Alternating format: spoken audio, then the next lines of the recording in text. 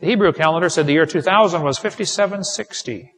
We know the Hebrew calendar is messed up because a rabbi purposely took some years out to make it not match the prophecy to fit Jesus.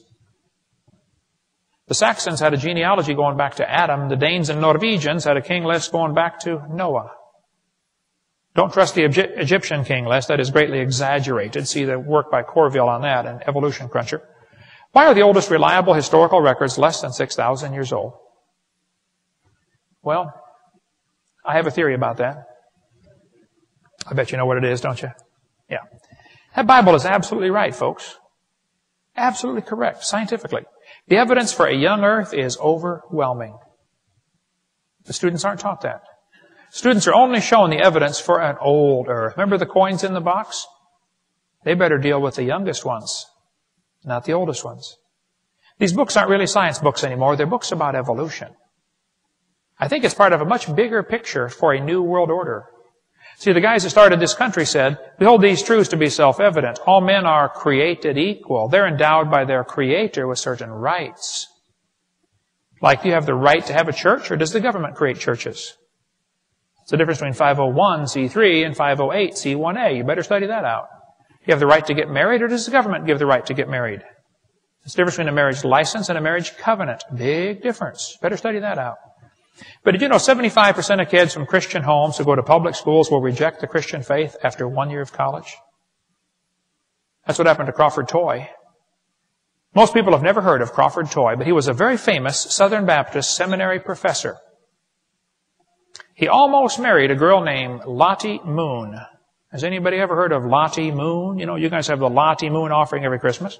She was a great missionary to China. Crawford Toy, after the Civil War, went to Europe and learned about evolution. And he sucked it in and believed it. He became an evolutionist. Crawford came back to his Bible class and said, "You know, the Bible intends to teach a plain 6-day creation. The Bible is simply in error at that point." The Bible's in error? Now, Crawford, hold on. Maybe your theory's in error. Maybe you got brainwashed. It's very easy to get brainwashed. I'm going to try to brainwash the whole crowd, and then we're going to quit and go home.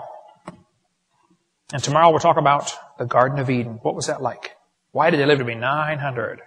But first I want to try to brainwash everybody. Here's what's going to happen. I'm going to tell you a little story. As I tell the story, I will brainwash you. Maybe you've never been brainwashed before. It's a harmless procedure. Don't worry about it, okay? When I'm done telling the story, I will ask you 2 simple questions about the story. If you know the answer, I just want you to raise your hand, okay? If you don't know the answer, it will be because you have been successfully brainwashed. Now pay attention. Here goes the story. Once upon a time, a man left home jogging. He jogged a little ways and turned left. He jogged a little ways and turned left. He jogged a little ways and turned left and jogged back home. As he was jogging home, he noticed 2 masked men waiting for him at home.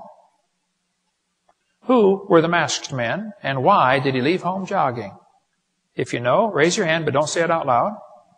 There's about 5 or 6. Ooh, okay, the rest of you, pay attention. We're going to try it again, okay? Once upon a time, a man left home jogging. He jogged a little ways and turned left. I'll give you a hint. That's important. He jogged a little ways and turned left. He jogged a little ways, turned left, and jogged back home. As he was jogging home, he noticed 2 masked men waiting for him at home. Who were the masked men, and why did he leave home jogging? Anybody new figure it out? 2 more. Okay. The rest of you, pay attention. We're going to try it one more time. But now I'm going to unbrainwash you. So you didn't realize it, but I had you brainwashed in the first 3 seconds. I'm going to unbrainwash all of you now just by showing you a couple of pictures. I'll tell the same story word for word, but watch the pictures. You will feel yourself get unbrainwashed. It's the coolest feeling. Are you ready? Here goes. Once upon a time, a man left home jogging. He jogged a little ways and turned left.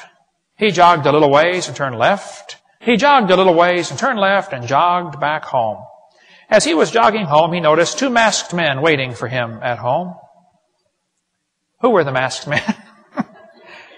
The catcher and the umpire. You say, Brother Hovind, is it that easy to get brainwashed? Oh, yeah. You see, as soon as I said a man left home,